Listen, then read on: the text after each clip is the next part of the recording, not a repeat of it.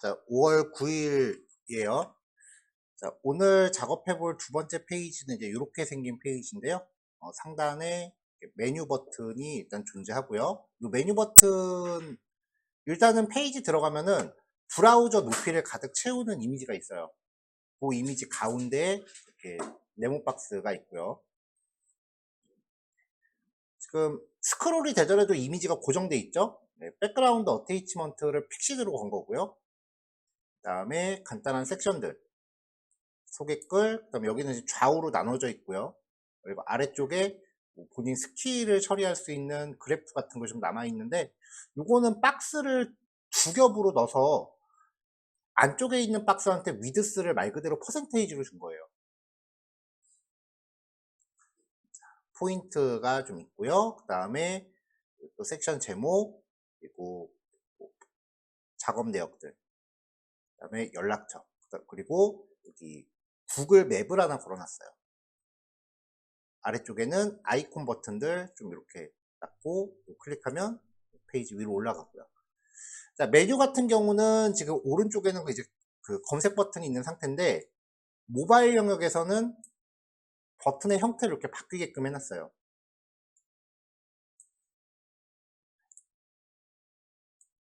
그 다음에 여기 텍스트 영역도 좌우로 이렇게 있는데, 모바일 영역에서는 배치가 이렇게 되게끔 해놨고요. 그래프 영역도 모바일 사이즈로 갔을 때는 전체적으로 좀 크기가 줄어들고요. 아래쪽에 있는 이 스킬 포인트 같은 경우도 모바일에서는 배치를 바꿔놨고요. 아래쪽에 있는 이 마이웍스 같은 경우도 모바일에서는 두 개씩 나오게 이렇게 디자인을 해놨고, 지도하고 연락처 같은 경우도 모바일에서는 이렇게 세로로 나오게끔 이렇게 처리를 해놨습니다.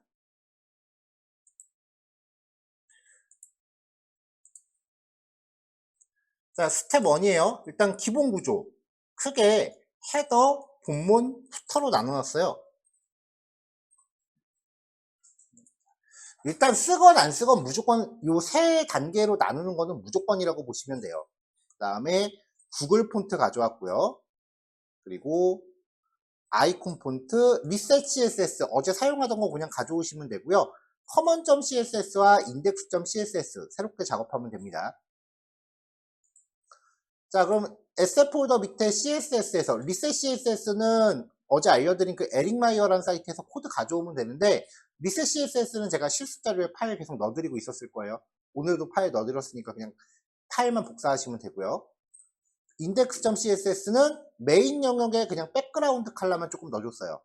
그리고 커먼 CSS는 웹사이트에서 사용할 변수 값들을 처음에 교환해서 소개는 했었는데 직접적으로 써본 적은 없죠. 웹사이트에서 사용할 색상들을 이렇게 미리 뽑아놨습니다. 우리가 이제 전문 디자이너가 아니라서 이런 작업에 대해서는 좀 약할 수밖에 없는데, 웹페이지 만들 때 그 사이트만의 고유한 색상 값들이 있어요. 색상을 아무 색깔이나 막 쓰질 않는다고요. 그래서 그 색상들을 미리 이렇게 변수를 잡아놓고 시작을 해요. 자, 모든 태그에 대해서 글꼴, 로토산 스케일, 구글 웹폰트 적용했고, 박스 사이즈는 보더 박스 걸었고요. 기본 글자 크기 16픽셀로 강제로 세팅해놨어요. 자, 링크 같은 경우는 밑줄 없애고 글자 색깔, 변수로 지정해놓은 검은색 끌어다가 사용했고요. 헤더하고 푸터 영역은 일단 백그라운드 컬러 임시로 걸어놨습니다. 자, 이 단계에서 이제 결과물 확인하면은 이렇게 3단 영역으로 나눠지겠죠.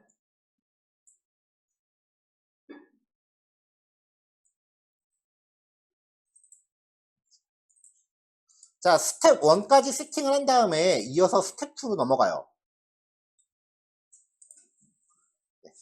스텝 2에서는 상단 영역에 메뉴 버튼들 이렇게 놓고요. 그 다음에 하단 부분들 준비를 할 거예요. 물론 모바일 대응까지도 맞춰놨어요. 스크롤을 줄여들면은 메뉴가 이렇게 다시 배치되게끔 해놨죠. 이 헤더 영역의 배경 색깔을 지금 빼지 않은 이유가요. 완성품을 보면은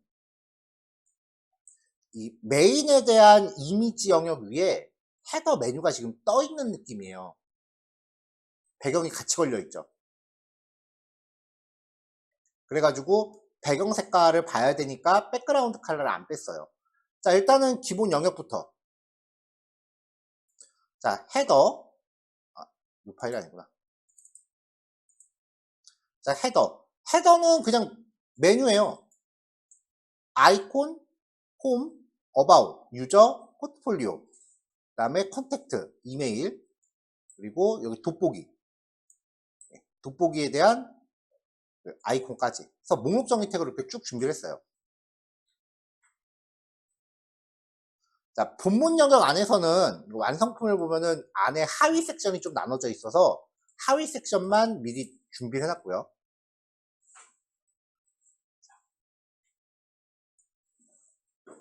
하단 푸터 영역 같은 경우는 보면은 on the top이라고 해서 윗방향 화살표와 함께 버튼이 있죠.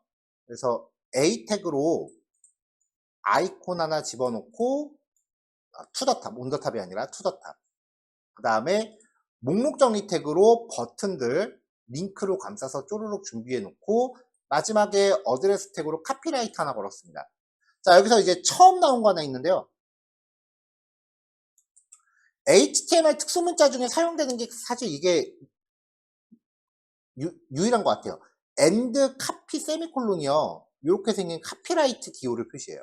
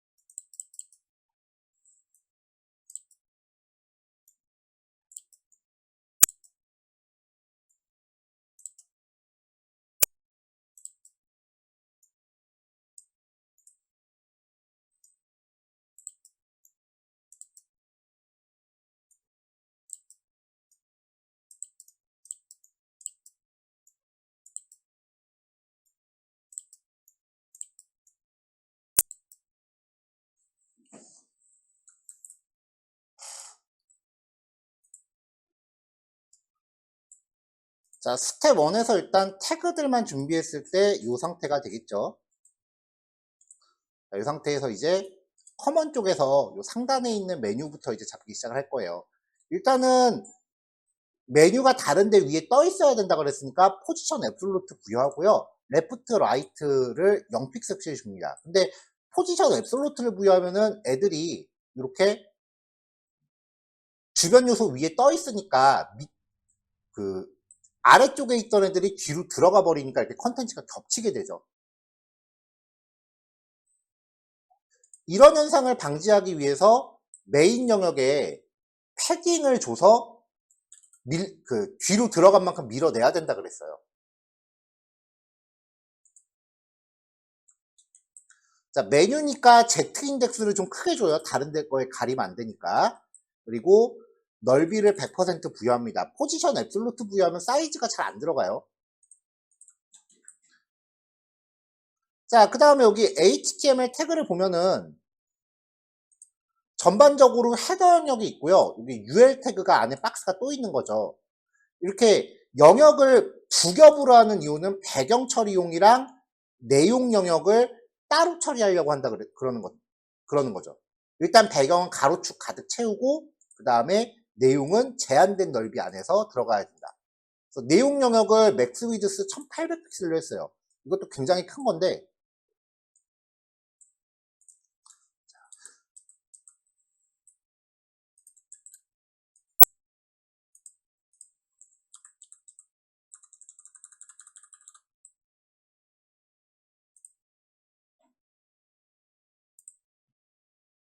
자, 이 목록 정의의 메뉴 넓이를 맥스 위드스 1800픽셀, 그리고 마진 오토라고 해서 가운데 정렬을 합니다.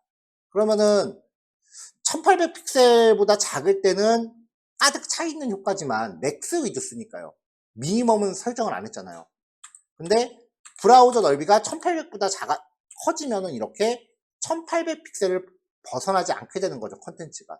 배경은 가로를 가득 채우지만 컨텐츠 영역의 넓이는 맥시멈 1800으로 제한되는 거예요.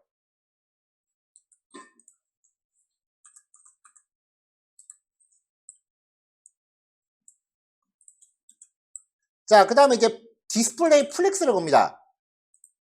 요 메뉴한테 디스플레이 플렉스를 걸면은 이 안에 있는 li 태그들이 가로로 배치되죠. 자, 그래서 메뉴들이 이제 가로로 배치가 됐어요. 자, 그리고 나서 이제 각각의 li 태그한테 텍스트 얼라인 센터 글자 가운데 배치하고요. 현재는 넓이를 안 갖고 있는데 모바일 사이즈에서는 각각 넓이를 20%씩 갖게 했어요. 그러면 데스크탑에서는 이렇게 왼쪽으로 몰려 있는데 모바일 사이즈가 되면은 20%니까 똑같은 비율로 나눠 갖겠죠. 자, 그 다음에 다시 넓혀서요. li 태그 중에 라스트 차일드한테 마진 레프트 오토를 부여합니다. 그러면 마지막 요소만 오른쪽으로 가서 붙게 되죠. 그리고 마지막 요소는 서치라는 글자를 데스크탑 모드에서 숨길 거예요. HTML 태그에서 전부 글자들한테 스팸 태그를 걸어놨으니까 라스트 차일드 안에 있는 스팸만 디스플레이 돈. 그러면 마지막 항목만 서치라는 텍스트가 없어지죠. 안 보인다고 해서 코딩을 안 하는 게 아니에요. 웹 접근성, 즉 시각장애인용 브라우저까지 고려하면은 안 보인다고 해서 코딩을 안 하는 게 아닙니다.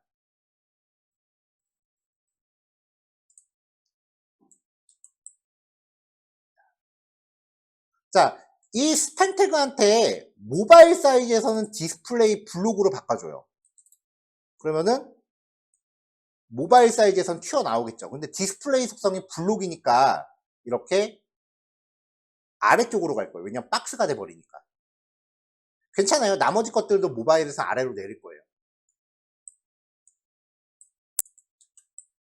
자, 모든 A 태그, 디스플레이 블록, 그 다음에 폰트 사이즈, 그리고 굵기, 여백 부여해서 이렇게 위치 좀 잡아주고요. 아이콘이 글자랑 너무 바짝 붙어 있는 것 같아요. 일단 마우스 올렸을 때 배경 색깔 가볍게 바꿔주고, 자, 스팸 태그 마진 레프트 10픽셀이니까 옆에 있는 아이콘하고 간격이 좀 벌어지겠죠. 글자 크기 17픽셀로 세팅해주고요. 자, 요 스팸 태그들한테 모바일 사이즈에서 디스플레이 블록을 겁니다. 기본적으로 스팸 태그는 인라인, 요 텍스트요. 스팸 태그는 인라인 요소니까 옆으로 들어가는데 모바일 사이즈에서 디스플레이 블록을 걸었으니까 밑으로 배치되겠죠. 근데 보면은 지금 정렬이 안 맞잖아요. 지금 이 상태에서 정렬을 잡아줄 거예요.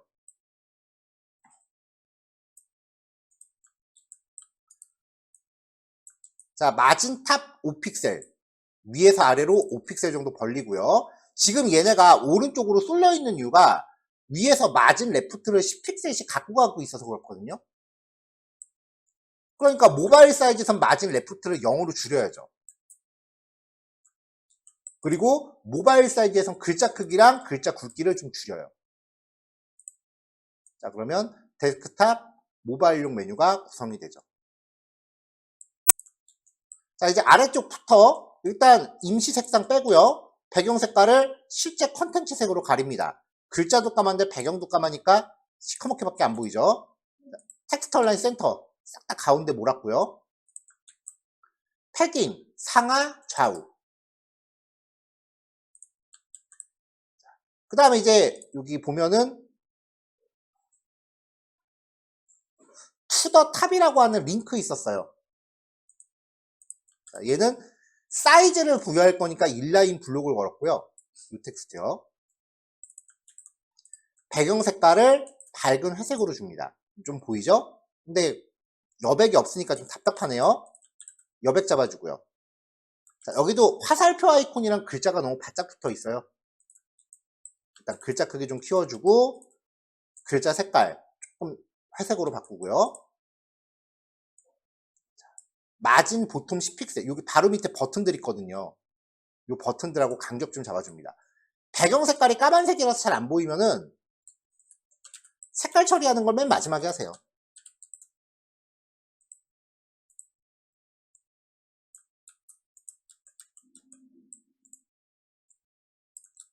자, 그 다음에 이제 아이 태그.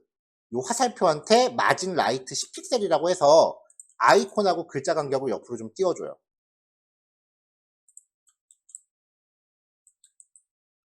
마우스 올렸을 때는 배경 색깔을 좀 바꿔줬어요. 글자 색깔도 바꾸고요.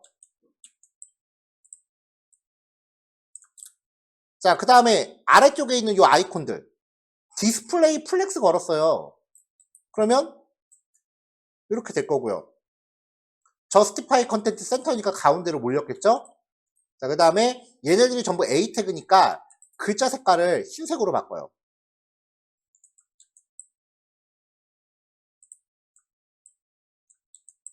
그 다음에 디스플레이 블록을 걸었고요.